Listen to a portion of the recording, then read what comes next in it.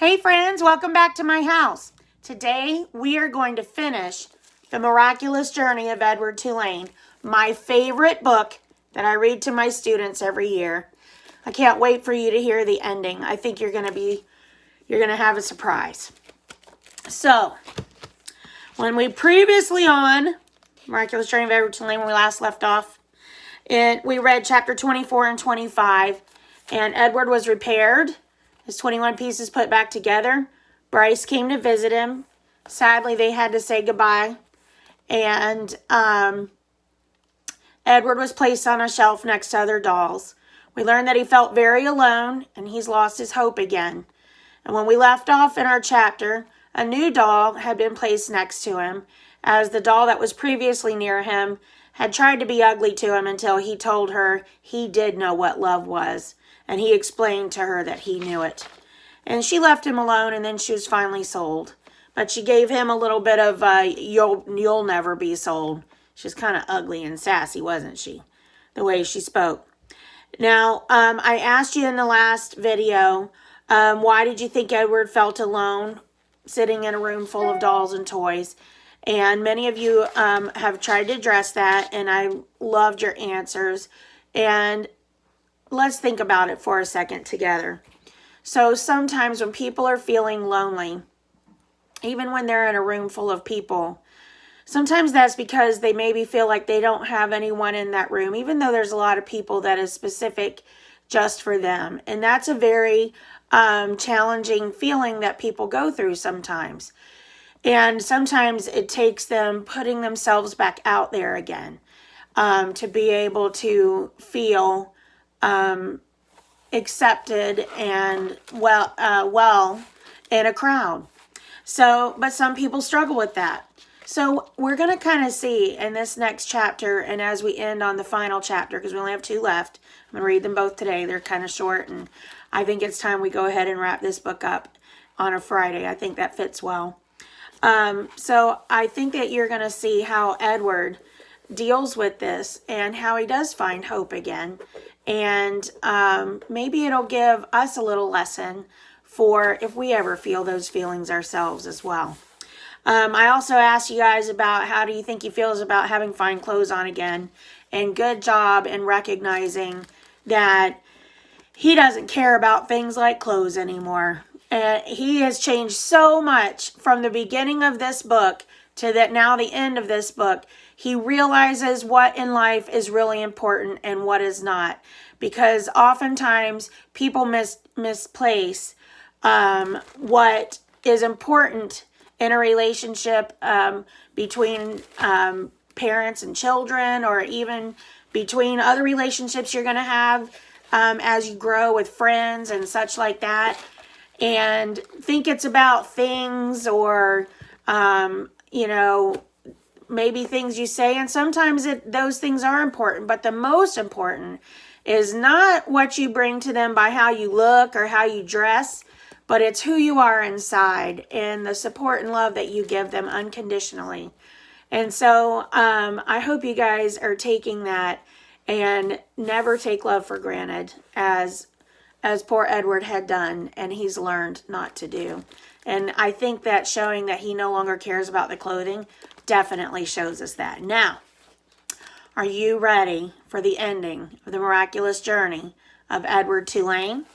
I know I am. I'm excited to share it with you. I'm going to read 2 chapters, plus there's going to be a follow-up little brief statement. So here we go. Chapter 26. And I don't have any questions for you on these 2 chapters. All I'm going to have you do at the end is I'm going to have you write to me how you feel about this book at the end. And I'll put the question in on the template when you get done. I want you to look at it. And you're just going to share some of your thoughts about the whole book. And if it ended the way you thought it would, or how you feel about the ending, things like that. I'm going to want some of your feelings now. Not Edward's feelings, not Eveline's or anybody else in the story, but your feelings on this book. I want to know if you loved it as much as I do, and or not, that kind of thing. All right? All right, here we go. The ending of the miraculous journey of Edward Tulane. Chapter 26 to begin with. There you are, my lady. Meet the rabbit doll, said Lucius. The doll mender walked away, turning out the lights one by one. In the gloom of the shop, Edward could see that the doll's head, like his, had been broken and repaired. Her face was, in fact, a web of cracks. She was wearing a baby bonnet. How do you do? She said in a high, thin voice. I am pleased to make your acquaintance. Hello, said Edward. We're back to Zed's toys talking to one another. Have you been here long? She asked. Months and months, said Edward. But I don't care. One place is the same as another to me. Oh, not for me, said the doll. I have lived 100 years, and in that time I have been in places that were heavenly and others that were horrid. After a time you learn that each place is different, and you become a different doll in each place too, quite different. 100 years? Said Edward. I am old. The doll mender confirmed this. He said as he was mending me that I am at least that. At least 100. At least 100 years old. Edward thought about everything that had happened to him in his short life. What kind of adventures would you have if you were in the world for a century? Remember, a century is 100 years. The old doll said, I wonder who will come for me this time. Someone will come. Someone always comes. Who will it be? I don't care if anyone comes for me, said Edward. But that's dreadful, said the old doll. There's no point in going on if you feel that way. No point at all. You must be filled with expectancy. You must be awash in hope. But remember, Edward's lost his hope. You must wonder who will love you, whom you will love next. I'm done with being loved, Edward told her. I'm done with loving. It's too painful. Pish, said the old doll. Where is your courage? Somewhere else, I guess, said Edward. You disappoint me, she said. Those are words he's heard before. You disappoint me greatly. If you have no intention of loving or being loved, then the whole journey is pointless. You might as well leap from this shelf right now and let yourself shatter into a million pieces. Get it over with. Get it all over with now. I would leap if I was able, said Edward. Shall I push you? Said the old doll. No, thank you, Edward said to her. Not that you could, he muttered to himself. She's pushing him in his thoughts, though, isn't she? I wonder if she's doing it on purpose. What's that? Nothing, said Edward. The dark in the doll shop was now complete. The old doll and Edward sat on their shelf and stared straight ahead. You disappoint me, said the old doll. Her words, who do you think they made him think of? Pellegrina. Her words made Edward think of Pellegrina, of warthogs and princesses, of listening and love, of spells and curses. What if there was somebody waiting to love him? What if there was somebody whom he would love again? Was it possible? He's starting to think about it. Edward felt his heart stir. No, he told his heart, not possible, not possible. In the morning, Lucius Clark came and unlocked the shop. Good morning, my darlings, he called out to them. Good morning, my lovelies. He pulled up the shades on the windows. He turned on the light over his tools. He switched the sign on the door to open. The first customer was a little girl with her father. Are you looking for something special? Lucius Clark said to them. Yes, said the girl. I'm looking for a friend. Her father put her on his shoulders, and they walked slowly around the shop. The girl studied each doll carefully. She looked Edward right in the eyes. She nodded at him.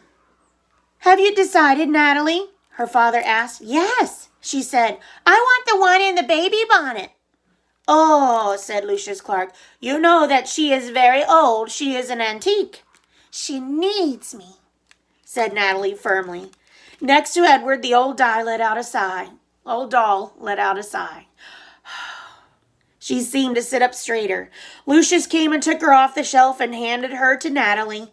And when they left, when the girl's father opened the door for his daughter and the old doll, a bright shaft of early morning light came flooding in, and Edward heard quite clearly, as if she were still sitting next to him, the old doll's voice. "Open your heart," she said gently. "Someone will come.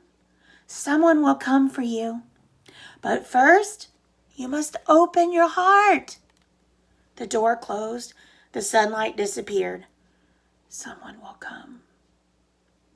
Edward's heart stirred. He thought, for the first time, back to thoughts, in a long time of the house on Egypt Street, and of Abilene winding his watch, and then bending toward him and placing it on his left leg, saying, "I will come home to you." No, no, he told himself, don't believe it. Don't let yourself believe it. But it was too late. Someone will come for you. This is what he keeps hearing now. The China Rabbit's heart began again to open. And there's the picture of him sitting on the shelf by himself.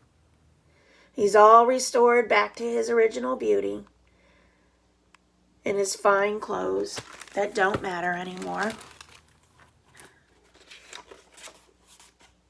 Now, chapter 27, the final chapter. Seasons passed. Fall and winter, spring and summer. Leaves blew in through the open door of Lucius Clark's shop, and rain and the green, outrageous, hopeful light of spring. People came and went, grandmothers and doll collectors and little girls with their mothers. Pause for a second. I want you to really be thinking as to how much time has passed since he was thrown overboard on the ship. We know that he was on the bottom of the ocean for not quite a year, but a long time, like 276 or 67 days. He traveled with Bull and Lucy for 7 years, we know. We know that he was in the dump for like 100 and something days, almost 3/4 of a year probably. And he spent a while with Nellie and Lawrence. He also spent 3 or 4 months with Bryce and Sarah Ruth. So a lot of time has passed, and now it says seasons passed. Fall and winter, spring and summer. He's been sitting on the shelf. So we can assume probably at least 10 years have passed since he's been lost and on this journey. Now, let's continue. Edward Tulane waited. The seasons turned into years. Edward Tulane waited. He repeated the old doll's words over and over until they wore a smooth groove of hope in his brain. Someone will come. Someone will come for you. And the old doll was right. Someone did come. It was springtime. It was raining. There were dogwood blossoms on the floor of Lucius Clark's shop. She was a small girl, maybe 5 years old. And while her mother struggled to close a blue umbrella, the little girl walked around the store, stopping and staring solemnly at each doll and then moving on. When she came to Edward, she stood in front of him for what seemed a long time. She looked at him, and he looked back at her. "Someone will come," Edward said. "Someone will come for you." The girl smiled. And then she stood on her tiptoes and took Edward off the shelf. She cradled him in her arms. She held him in the same ferocious, tender way Sarah Ruth had held him. "Oh," thought Edward, "I remember this." "Madam," said Lucius Clark, "could you please attend to your daughter? She is holding a very fragile, very precious, quite expensive doll." "Maggie," said the woman. She looked up from the still open umbrella. "What have you got?" "A rabbit," said Maggie. "A what?" said the mother. "A rabbit," said Maggie again. "I want him." "Remember, we're not buying anything today." "We're looking only," said the woman. "Madam," said Lucius Clark, "please." The woman came and stood over Maggie. She looked down at Edward. The rabbit felt dizzy. He wondered for a minute if his head had cracked open again, if he was dreaming. "Look, Mama," said Maggie, "look at him." "I see him," said the woman. She dropped her umbrella. She put her hand on the locket that hung around her neck. And Edward saw then it was not a locket at all. It was a watch, a pocket watch. It was his watch. Edward, said Abilene. Yes, said Edward. Edward, she said again, certain this time. Yes, said Edward. Yes, yes, it's me. That's the end. They found each other again. His long journey. Excuse my emotion. I always get emotional at the end of this book. I told you guys at the beginning of the year I would. After his very long journey, many, many years have passed. Abilene grew up. And he has learned what love is. He doesn't take it for granted. And they've been able to find one another once again. It's a beautiful story. It's my favorite book. Now, there's a little final thought. It's not a chapter. It's a final thought from the author to kind of give you what happened later after Abilene found her Edward again. And Edward found his Abilene again. Once there was a China rabbit who was loved by a little girl. The rabbit, can hardly read. My eyes are still clouding. I love this book so much. The rabbit went on an ocean journey and fell overboard and was rescued by a fisherman. He was buried under garbage and unburied by a dog. He traveled for a long time with the hobos and worked for a short time as a scarecrow. Once there was a rabbit who loved a little girl and watched her die. The rabbit danced on the streets of Memphis. His head was broken open in a diner and was put together again by a doll mender. And the rabbit swore that he would not make the miserable mistake of loving again. Once there was a rabbit who danced in a garden in springtime with the daughter of the woman who had loved him at the beginning of his journey. The girl swung the rabbit as she danced in circles. Sometimes they went so fast, the two of them, that it seemed as if they were flying. Sometimes it seemed as if they both had wings. Once, oh marvelous once, there was a rabbit who found his way home. That's the end of the miraculous journey of Edward Tulane. All right, I want you to write me your thoughts today. Did you love this book as much as I did? Why or why not? What were your feelings? Did the ending surprise you? Did it make you emotional like it does Miss Halleck? I just want to hear from what you think. I love you guys. I'm so glad I got to share this story with you this year, even though we couldn't share it in each other's presence. Well, at least we had, thankfully, the blessing of virtual learning so that we could still share this story together. I love you guys so much. I hope that there were parts of this book that moved you, that will make you a better person, that you'll remember forever like I do. I know I'll remember all of you forever. I love you guys. I'll see you next time on our next Read Aloud with a couple of fun books to end out the year. But this is the end of our final novel. And I'm so thankful I got to share it with you. Bye. Love you.